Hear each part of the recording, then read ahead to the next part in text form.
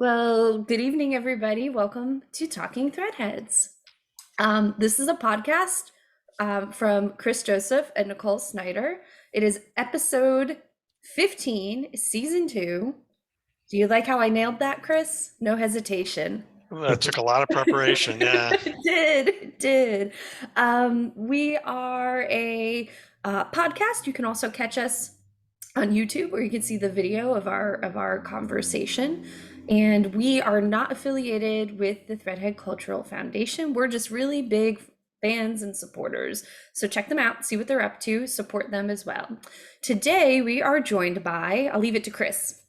We are joined by Scott Billington, who I'm going to describe you, Scott, as, let's see, a musician, a record producer, a record company executive, now a book writer, which we'll talk about. You have a book coming out tomorrow. Today's April 14th. I think it comes out tomorrow.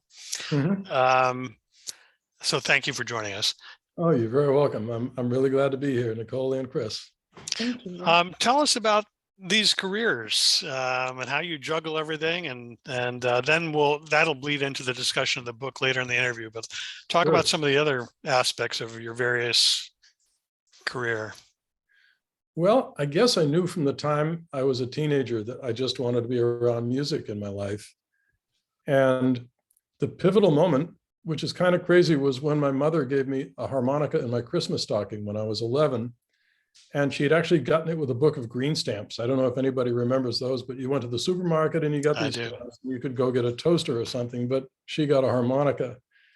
And that eventually led me into the blues. We had moved from Arizona at the time to New Jersey. So my friends and I would go into the Village to hear music, the Mothers of Invention and the Grateful Dead. This is like 1967, 68. And then I heard Paul Butterfield, which just blew me away. And that was so inspirational. I started digging deeper into the blues and hearing artists like Junior Wells. I befriended a guy in Boston who had a record store named Skippy White, and he started turning me on to a lot of Louisiana music, actually Percy Mayfield and Excello recording artists like Slim Harpo and Whispering Smith, and everything unfolded from there. I worked in a record store for a while and edited a music newspaper when I was in my early 20s, and eventually went to work for Rounder Records at exactly the right time to have this career that I had, because I had dreamed about making records when I was 14 or 15 years old, and eventually at Rounder I had that opportunity.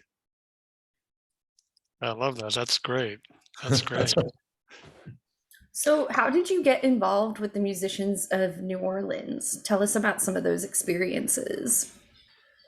That was really organic as well. I was working for Rounder Records by the late 1970s.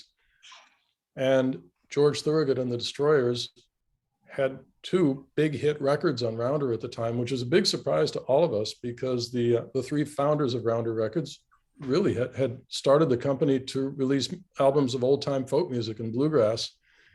It was a stretch to see George as a roots artist, but of course he still is. And well, that convinced every blues artist in the world that Rounder had this magic formula for making hits out of blues records. So everybody wanted to record for Rounder. And one of those artists was Clarence Gatemouth Brown, and his manager approached Rounder. At the same time, some friends of mine from New England had moved to New Orleans, Vic Shepard and Karen Connorth. And I had played in a band with them in the Boston area. So I started visiting New Orleans just to hang out with Vic and Karen. And I guess that pivotal moment again was when I was on my way to a studio in the country in Bogalusa in 1981 to record Clarence Gatemouth Brown. Jim Bateman, his manager, and I put together a repertoire for the record. The idea was to make a big band blues record that kind of returned Gate to the form of his Duke label records that he'd made in the 1950s and 60s. It was a big band. I met Alvin Red Tyler on that session, the tenor saxophonist who played on so many pivotal New Orleans recording sessions, and the engineer David Farrell, who I continue to work with to this day. And lo and behold, the record won a Grammy. It was Rounder's first Grammy. And I had actually thought so little of the chances that we'd actually win that I was playing a gig that night with a rockabilly artist named Sleepy LaBeef. And somebody came up in the middle of the set and said, "Hey man, your record just won a Grammy." And it's like, oh man, really? So, and then obviously doors opened after that. In those early years, I recorded James Booker, which we could probably spend a whole podcast talking about.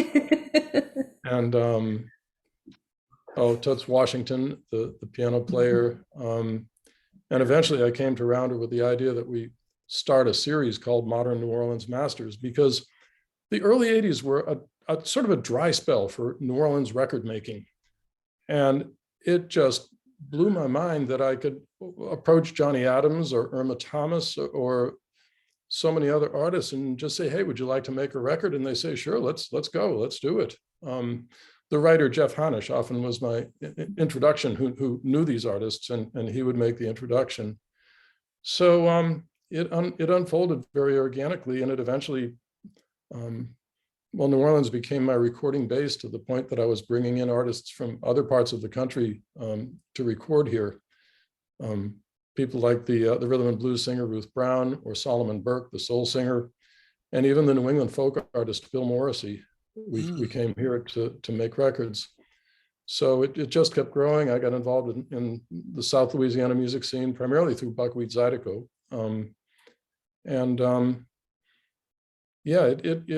It's been a very organic career as things have unfolded along the way. When did you actually move down to New Orleans? Oh, just 10 years ago when I married Johnette Downing, who's a musician from New Orleans. And but I had an apartment here for close to 25 years in the same building with Blacktop Records. So that was kind of record making central in New Orleans for a while, I guess, on Camp Street, uptown. I love that. So let's talk about your new book. It's called Making Tracks, A Record Producer's Southern Roots Music Journey, coming out tomorrow. What made you decide to write a book? I'd written a few stories about sessions and about musicians that I had worked with, in particular one on Solomon Burke. And it was published in England in Blues and Rhythm, and it was published in Italy and translated into Italian, but I never could find anybody to put it out in this country. But Johnette kept encouraging me to write down my stories, because especially when I would get together with other musicians, we'd tell all of these stories of sessions that we'd been in and the psychology of working with different artists. A little bit of it is in the technology and the evolving technology, I guess I would say, and how that would apply to capturing a performance and more or less in a live setting.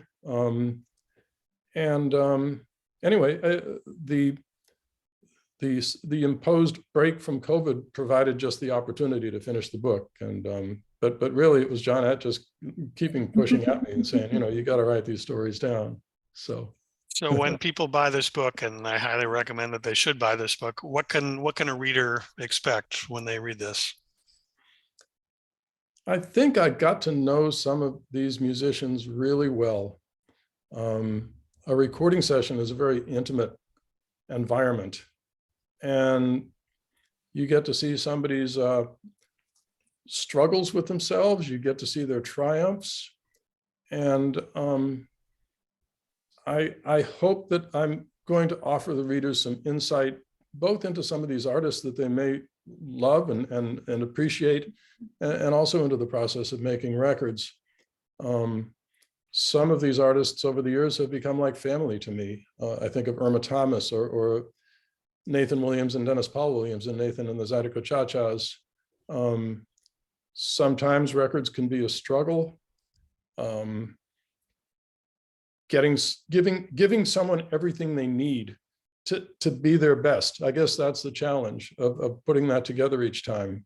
A record producer, in a way, is like a film director, where you assemble the cast. perhaps you're looking for songs, or sometimes maybe even co-writing songs with the artist. My friend Dan Penn, the songwriter, put it that way. He said, well, when I make a record, I just like to imagine the perfect environment for that artist. What is it that's going to make them feel their best and therefore want to give their best? And that's the challenge each time. And it's completely different for each artist and for each recording session.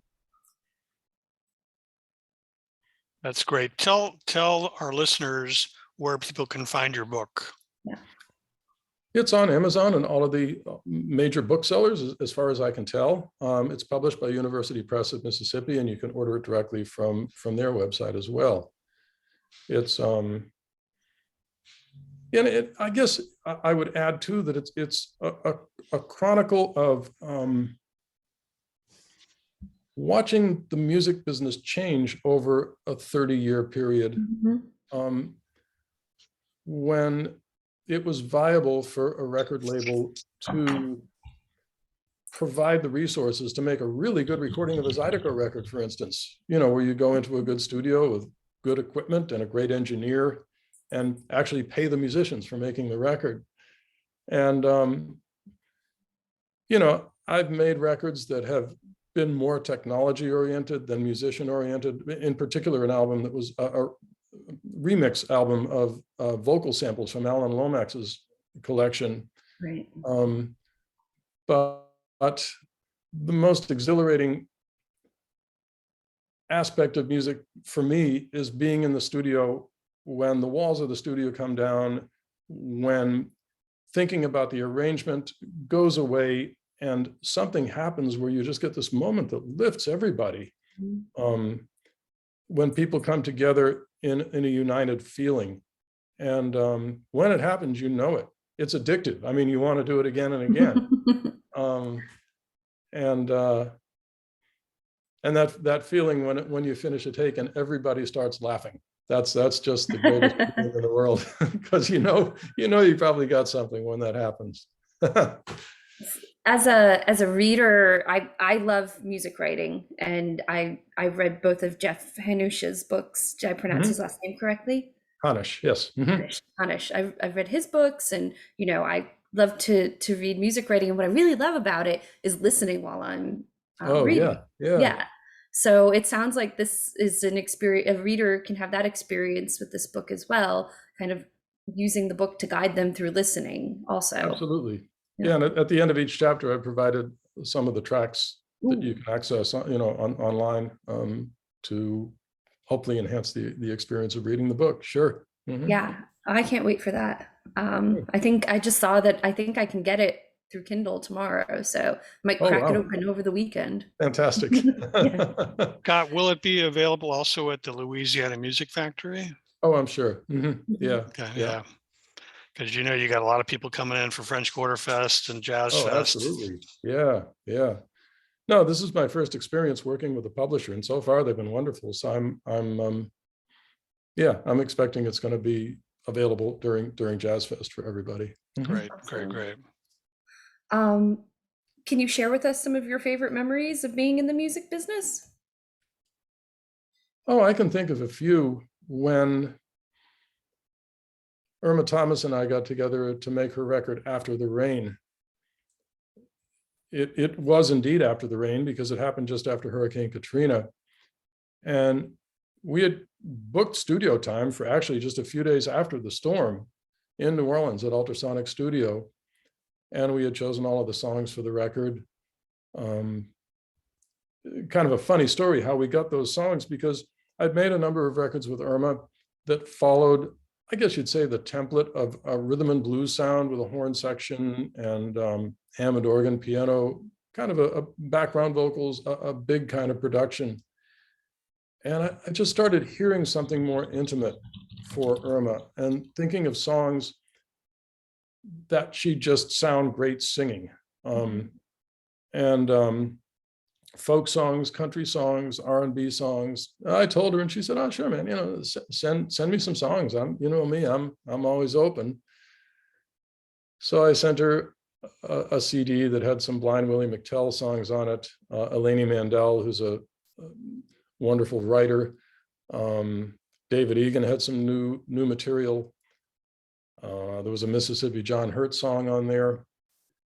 And I'd said to her, maybe you're going to think I'm crazy when you hear these, but I can really hear something here. I can just hear your voice inhabiting these songs. Well, she got the CD and she called me up a couple of days later and said, Scott, have you lost your mind? What am I going to do with this stuff? It just seemed alien to her, I think, especially the songs that were just a vocalist and a guitarist. And then she said, but you know me pretty well. We've been working together now for 15 years, I think. So, I'm game. Anyway, then Katrina happened. She lost her home. Ultrasonic Studio went underwater. I mean, all was lost there. And we got together about 7 weeks later at Dockside Studio outside of Lafayette. The core band was David Torkanowski on piano, Stanton Moore on drums, and James Singleton on bass. We had Corey Harris on guitar on some songs, and Dirk Powell on guitar and fretless banjo and fiddle. We started recording an old Arthur Alexander song called In the Middle of It All. And I think Irma was still a little bit wondering what was going to happen with just 3 musicians backing her up. And the track itself, as it began to evolve, just had a lot of space in it, a big space for her to fill. And Stanton's groove was just so in the pocket and soulful. And I think that the first full take of the song we did, she sang it all the way through. And we just all broke down in tears at the end of it. It was just so beautiful. And after we all recovered, she said, okay, I get it now. I know where we're going with this record. And we kept going, and that record actually won a Grammy. It was Irma's only Grammy so far. It was just music that resonated in that moment in a very deep and soulful way. I also think, just a fun sometimes of being a part of the career of Beau Jacques and the Zydeco High Rollers, who were the funkiest Zydeco band of the 90s. Beau Jacques was just such a force of nature, brilliant improviser, a really smart musician. And sometimes I'd be in a place like Richard's Club in Latel, Louisiana, listening to Beau Jacques, and just had to pinch myself that, wow, how did I ever get here to be part of this thing and end up making records with this incredibly talented guy? And as far as the Zydeco scene is concerned, we had hits with Beau Jacques. It was a big deal. So those are a couple of memories that I think of, not only the specific time, but just those individuals and how lucky I was to be able to collaborate with them. It's obvious that you're a music lover. I mean, this is your career, but you said you started because you just loved music. So who are you looking forward to seeing at Jazz Fest in a few weeks, couple of weeks? Oh yeah, there's a few things. I mean, Johnette and I are actually playing there this year. So we're looking forward to our first set in a couple of years. In the kids tent on May 8th. And there are some interesting tributes happening this year. DeVell Crawford is doing a tribute to James Booker. And I think there are probably 2 pianists in the world today who might be able to do a tribute to James Booker. The other one is Harry Connick Jr. So I'm really looking forward to hear how DeVell interprets Booker's material. Another set that's just kind of something close to my heart, I guess, is a tribute to Little Buck Senegal, who was a guitar player from Lafayette, Louisiana. There's kind of a persistent rhythm and blues scene in Lafayette. I guess never anything that kind of came to the fore in a big national way, but Little Buck was a part of that. He played guitar in Buckwheat's band for many years. He played with Clifton Chenier, but he was a great blues and rhythm and blues player. So it'll be Sonny Landreth and there's a Lee Alenzino from Buckwheat's band on bass. I think that's going to be a lovely set.